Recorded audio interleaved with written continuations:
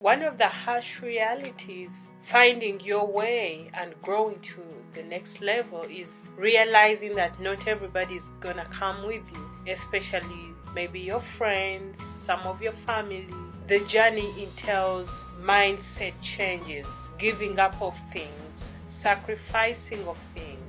One thing I realized, for example, in my inner circle, I had to evaluate who I let in my inner circle. I have certain goals to accomplish. I need certain types of access. I need a certain type of focus, a certain type of engaged person to be in my inner circle. And realizing that I had to leave some of my friends behind, it felt harsh, but I had to do it. It doesn't have to be done like, oh, girlfriend, I can't hang with you anymore.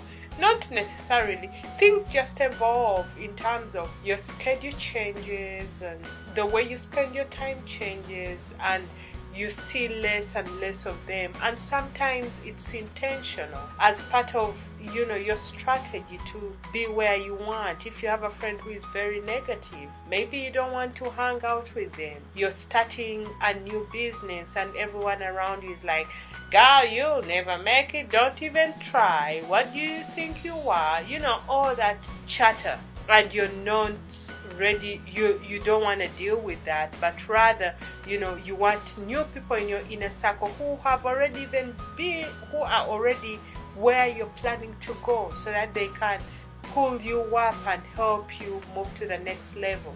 So this is for you.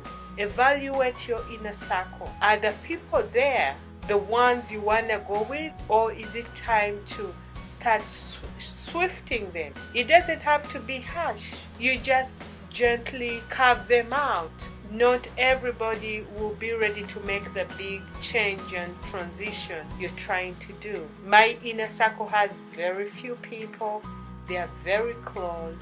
They know my vision. They know where I'm going. They are great encouragers. They've already been, most of them are already where I want to be. So actually, one of the measuring yards you can use to determine if you need new friends is, if you're the smartest in your group, it's time to change the friends you have. Being the smartest in your group means you're not going to get anything new from the friends you have at this point. So you need to look higher and find people who have achieved greater things than you have, so that your growth keeps going. Think about the inner circle and evaluate it and make the necessary changes.